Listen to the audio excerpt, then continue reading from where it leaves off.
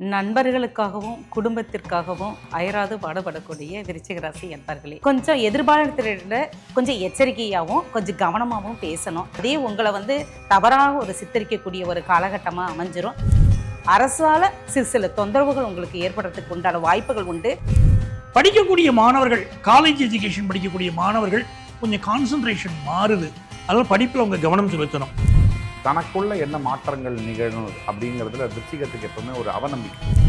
ரொம்ப கடைநிலை ஊழியர்லேருந்து பெரிய சிஇஓ வரைக்கும், பெரிய தொழில் அதிபர்கள் வரைக்கும், அரசியல் தலைவர்கள், நாட்டையே ஆள்பவர்கள் வரைக்கும் சந்திரன் மைண்டு கரெக்டாக இருந்தால் நீங்கள் எல்லாமே கரெக்டாக நினைப்பீங்க, பேசுவீங்க, செய்வீங்க.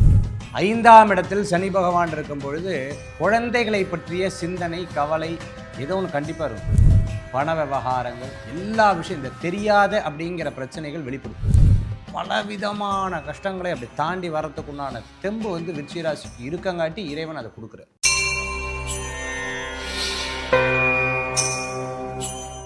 ப்ரோவோக் பக்தி நேயர்களுக்கு அன்பார்ந்த வணக்கங்கள். 2026ஆம் புத்தாண்டு வரப்போகுது.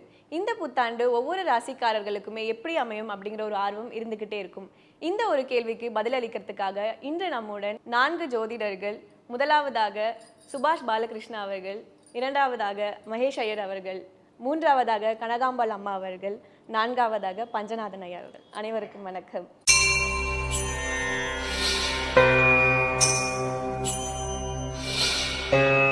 விருச்சிக ராசிக்காரர்களுக்கு இந்த 2026ஆம் புத்தாண்டு எப்படி அமைய போகுது? விருச்சிக ராசிக்காரங்க அப்படின்னு எடுத்துக்கும் போது இதை காலபுருஷனுடைய 8வது ராசின்னு சொல்றோம். எந்த ஒரு விஷயத்தையும் பார்த்தீங்கன்னா அதோடைய பூரண ரகசியங்களை தெரிந்து கொள்ளணும் அப்படிங்கிற ஒரு ஆழமாக சென்று எதையும் தெரிந்து கொள்ளக்கூடிய மனப்பக்குவம் உடையவர்கள். இவங்களுக்கு ராசிக்கு அதிபதியாக செவ்வாய் பகவான் இருக்கார். அந்த செவ்வாயை குரு பார்த்து வருடம் துவங்குது. 8ஆம் இடத்துல குருன்னு சொன்னா கூட அந்த குரு பார்வையோட இந்த ஆண்டு துவங்குறதுனால பல்வேறு துறைகளில் பரிமளிக்கக்கூடிய ஒரு யோகம் இருக்கும். விருச்சிக ராசிக்காரங்களுக்கு எதுல ஜெயிக்கிறாங்கன்னா ஒரு மன உறுதி இருக்கும். சிலரை பார்த்தீங்கன்னா ரொம்ப ஒரு கோழைத்தனமாக உள்ள இருந்தா கூட வெளியே மன உறுதியை காட்டிக் கொள்ளக்கூடிய பக்குவமும் இருக்கு. இந்த மன உறுதியில இந்த ஆண்டு ஜெயிக்க போறாங்க. அதைத்தான் நான் மிக முக்கியமா பார்க்கிறேன். அந்த செவ்வாய் பகவானுடைய அனுக்கிரகத்தினால அது ஒரு அரசியல் அவர்கள் இருக்கட்டும், அரசு துறைகளில் இருக்கட்டும், நினைத்ததை சாதிக்கக்கூடிய, யாருக்கும் பயப்படாம என்னுடைய விஷயம் இதுதான், நான் இப்படித்தான் முடிவெடுப்பேன் அப்படின்னு எல்லா விஷயத்திலும் உறுதியாக இருக்கக்கூடிய தன்மை வந்துடும். ஆரம்ப கல்வி படிக்கக்கூடிய மாணவர்களுக்கு எஜுகேஷன்ல ஒரு நல்ல ஒரு வளர்ச்சி இந்த காலகட்டத்தில் இருக்கும். அதே மாதிரி பூர்வ புண்ணிய ஸ்தானத்தில் சனி பகவான் இருக்கார். 5ஆம் இடத்துல சனி பகவான் இருக்கும்போது இந்த ஜூன் மாதம் வரைக்கும் பிள்ளைகள் வளர்ப்புல கவனம் செலுத்தணும். பிள்ளைகள் தடம் மாறி போகலாம், கொஞ்சம் கவனமாக பார்த்துக்கிடணும். படிக்கக்கூடிய மாணவர்கள், காலேஜ் எஜுகேஷன் படிக்கக்கூடிய மாணவர்கள் கொஞ்சம் கான்சன்ட்ரேஷன் மாறுது. அதனால் படிப்பில் அவங்க கவனம் செலுத்தணும். இதோட ஜூன் மாதத்திற்கு பிறகு எஜுகேஷன் சம்மந்தப்பட்ட ப்ராப்ளம் சால்வ் ஆயிரும், பிள்ளைகள் சம்மந்தப்பட்ட ப்ராப்ளம் சால்வ் ஆயிரும், ஃபாரின் வாய்ப்புகள் கைகூடி உங்களுக்கு வந்துடும். ஸோ நல்ல நல்ல நிலைமைகள் எல்லாம் அந்த ஜூன் மாதத்திற்கு பிறகு உங்களுக்கு ஏற்பட்டுரும். பலருக்கு பார்த்தீங்கன்னா அக்டோபர் மாதத்திற்கு பிறகு அரசு வேலை கிடைக்கக்கூடிய ஒரு யோகமும் அவங்களுக்கு ஏற்பட போகுதுமா. ஸோ நல்ல ஆண்டா இந்த ஆண்டு அவர்களுக்கு எல்லா வகையிலும் அமையுது. இவர்கள் யாரை வழிபட்டால் மிகுந்த நன்மைகள் வரும்னா, செவ்வாய்க்கிழமைகளில் வீரபத்திரரை வழிபடுவதும், அவருக்கு வெற்றிலை மாலை போட்டு வழிபாடு செய்வதும் மிகப்பெரிய வளர்ச்சியை விருச்சிக ராசிக்காரர்களுக்கு இந்த ஆண்டு உருவாக்கி கொடுக்கும். நீங்க சொல்லுங்கம்மா, இந்த 2026ஆம் புத்தாண்டு விருச்சிக ராசிக்காரர்களுக்கு எப்படி அமைய போகுது? நண்பர்களுக்காகவும் குடும்பத்திற்காகவும் அயராது பாடுபடக்கூடிய விருச்சிக ராசி என்பர்களே, இந்த 2026வது வருடம் உங்களுக்கு ஒரு மிகப்பெரிய மாற்றத்தை கொடுக்கும் அப்படிங்கிறத தான் சொல்லலாம். முற்பகுதியை விட பிற்பகுதி உங்களுக்கு யோகத்தை கொடுக்கும். நீங்கள் எதிர்பார்த்து இருக்கக்கூடிய அரசு சம்பந்தப்பட்ட அனுகூலமான செய்திகள் உங்களுக்கு சேரும். பிள்ளைகள் விலையிலையும் கொஞ்சம் ஐயா சொன்ன மாதிரி கொஞ்சம் கவனமாக அவர்களுடைய வாழ்க்கையை தடமாறாமல் கண்காணித்து ஒரு ஃப்ரெண்ட்லியாக நீங்கள் மூவ் பண்ணீங்க அப்படின்னா கண்டிப்பாக குழந்தைங்க உங்களுடைய செல் பேச்சு கேட்டு நடக்கிறதுக்குண்டான வாய்ப்புகளை உருவாக்கி கொடுக்கும். அதே சமயத்தில் ஆணாக இருந்தாலும் சரி, பெண்ணாக இருந்தாலும் சரி, இருபாலருமே மாற்று இதுக்கு இருக்கக்கூடியவர்கள் கொஞ்சம் எதிர்பார்த்த கொஞ்சம் எச்சரிக்கையாகவும் கொஞ்சம் கவனமாகவும் பேசணும். இல்லைன்னா அதே உங்களை தவறாக ஒரு சித்தரிக்கக்கூடிய ஒரு காலகட்டமாக அமைஞ்சிரும். மாற்று மொழி, மாற்று மதம் மதம் இனம் சம்பந்தப்பட்டவர்கள நட்பு இந்த காலகட்டங்கள் உங்களுக்கு கிடைக்கும். அதன் மூலியமா ஒரு முன்னேற்றங்களும் உங்களுக்கு ஏற்படும். அரசால சில தொந்தரவுகள் உங்களுக்கு ஏற்படுறதுக்கு உண்டான வாய்ப்புகள் உண்டு. அதனால கொஞ்சம் எச்சரிக்கையா நடந்துக்கோங்க. வார்த்தைகளே கவனம் இருந்ததுன்னா கண்டிப்பா இந்த ஆண்டு உங்களுக்கு மிகச்சிறந்த ஆண்டா இருக்கும். இந்த 2026ஆம் புத்தாண்டு விருச்சிக ராசிக்காரர்களுக்கு எப்படி அமைப்போகுது? விருச்சிகத்தை பொறுத்த வரைக்கும் எப்படி இருந்தாலும் அவுட் சைடு இன்ஃப்ளூயன்ஸ் பிளானட் எல்லாம் எப்படி மாறினாலுமே தனக்குள்ள என்ன மாற்றங்கள் நிகழும் அப்படிங்கிறதுல விருச்சிகத்துக்கு எப்பவுமே ஒரு அவநம்பிக்கை உண்டு. சந்திரன் நீச்சம் பெறுறார். அதாவது mind is equal to Chandran. Mind வந்து எப்படி நம்ம ஒப்பிடுறோம் அப்படின்னா, ஒரு மனிதனுடைய நிலை வாழ்க்கை எப்படிப்பா இருக்கீங்க பார்த்த உடனே நம்ம என்ன கேட்குறோம், ஹவ் ஆர் யூ அப்படின்னு கேட்குறோம். நல்லா இருக்கேன்னு சொல்கிறது. இந்த நல்லா இருக்கேன்றதுக்கு என்ன அர்த்தம்? பார்க்குறதுக்கு நல்லா இருக்கேன்னு அர்த்தமா, இல்லை வீடு வாசல் சொத்தெல்லாம் வச்சுருக்கேன் அதெல்லாம் நல்லா இருக்கேன்னு அர்த்தமா? அதெல்லாம் கிடையாது. நல்லா இருக்கேன்னா நான் நிம்மதியாக இருக்கேன், சந்தோஷமாக இருக்கேன்னு அர்த்தம். அது எது டிசைட் பண்ணுது? மைண்டு தான் டிசைட் பண்ணுது. உங்களுடைய கண்டென்ட், அதாவது நீங்கள் வச்சுருக்கக்கூடிய சொத்து, உங்களை சுற்றி இருக்கக்கூடிய பதவிகள், அதெல்லாம் டிசைட் பண்ணாது. நீங்கள் ராத்திரி தூங்க போகும்போது தூங்குறீங்க நிம்மதியாக அப்படின்னா சூப்பராக வாழ்கிறேன் அப்படின்னு நம்ம சொல்லலாம். இது ரிக்ஷா ஓட்டுறவர் கூட வாழ்வார். நீங்கள் ஒரு இளையராஜா பாட்டை போட்டு ஜாலியாக 40 ரூபாய்க்கு தயிர் சாதம் வாங்கி சாப்பிட்டு ஜாலியாக தான் இருப்பார். அதே 40,000 கோடி வச்சுருக்க கூட நைட் ஆனால் அப்படியே கண் முடிச்சுட்டு 3 மணிக்கு யோசிச்சிட்டே இருப்பார்.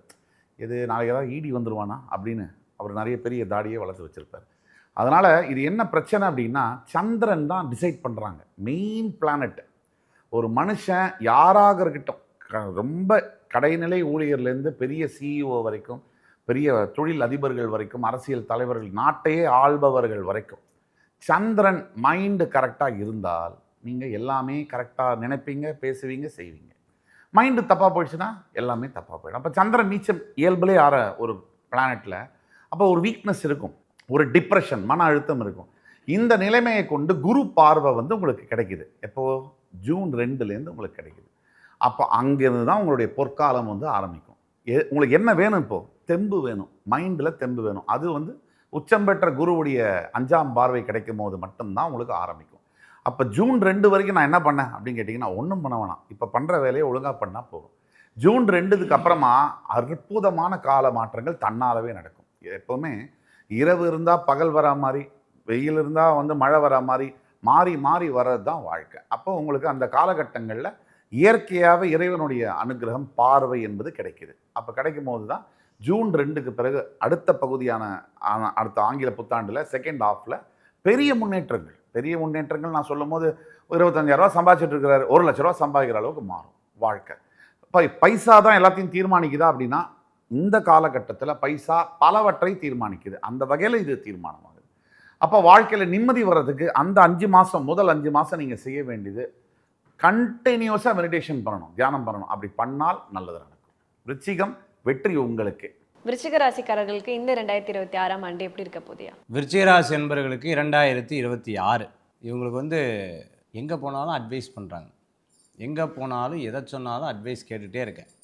நானும் எனக்கு ஒரு காலம் வராதா என்ன அப்படின்னு வெயிட் பண்ணிட்டு இருக்கக்கூடிய விருச்சிக ராசி என்பவர்களுக்கு அற்புதமான காலம் ஆஃப்டர் ஜூன் உங்களுக்கு வந்து கிடைக்கிது. குருவுடைய பார்வை வந்து கிடைக்கிது.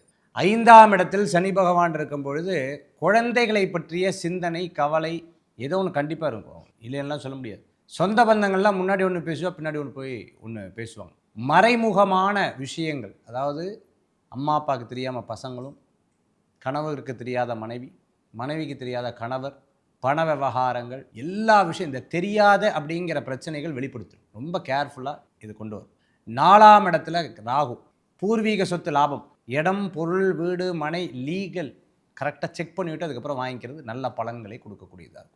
விருச்சிக ராசியை பொறுத்தளவுக்கு சேர்த்து வச்சு கொட்டுவாங்கன்னு சொல்லுவாங்க. பேசவே மாட்டாங்க, பொறுத்துட்டே இருப்பாங்க. ஒரு நாள் பேசினாங்க அப்படின்னு சொன்னால் ஐயோன்னு எழுத்தாப்பில் உட்காந்து அழுதுருவாங்க.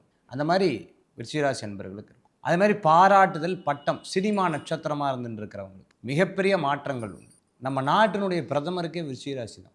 பார்த்தீங்கன்னா கிட்டத்தட்ட எத்தனை வருஷம், 30 வருஷமாக அவர் மிகப்பெரிய இதில் இருக்கார் இல்லையா. இப்போ வளர்ச்சி இல்லையா அப்படின்னா வளர்ச்சி இருக்குது. பலவிதமான கஷ்டங்களை அப்படி தாண்டி வரத்துக்குண்டான தெம்பு வந்து விருச்சிக ராசிக்கு இருக்கங்காட்டி இறைவன் அதை கொடுக்குறார். அதான் விருச்சிக ராசியில் இருக்கக்கூடிய ஒரு பெரிய சுவாரஸ்யம். விருச்சிக ராசி அன்பர்களுக்கு ஒரே ஒரு விஷயம் மட்டும் போதும். சாப்பிட்டியா, என்ன பண்ணுற, நல்லா இருக்கியா, என்ன ஆச்சு, ஏன் இன்றைக்கி ரொம்ப டல்லாக இருக்க, ஏதாவது மன உடம்பு சரியில்லையா என்ன, என்னமோ யோசிச்சுட்டே இருக்கியே, இந்த மாதிரி ஒரு 2 வார்த்தை யாராவது பேசினா போதும். இந்த 2 வார்த்தை சொன்னால் போதும், ட்ரிபிள் மடங்கு பூஸ்ட் வந்து அன்றைக்கி பூரா அமர்க்கலமாக சந்தோஷமாக மாறுவாங்க. குரு பெயர்ச்சிக்கு அப்புறம் நல்லா இருக்குன்னு சொன்னேன். குரு பெயர்ச்சிக்கு முன்னாடி விருச்சிக ராசி யாராவது உங்கள் வீட்டில் இருந்தாங்கன்னா அவங்க கிட்ட இப்படி பேசி பாருங்க. குரு பெயர்ச்சி இப்போவே வந்த மாதிரி உங்களுக்கு தெரியும், நல்ல மாற்றம் இருக்கிற மாதிரி தெரியும். மலைக்கோயில் முருகப்பெருமான் வழிபாடு உங்களுக்கு ஒரு பெரிய வெற்றியை தரும்.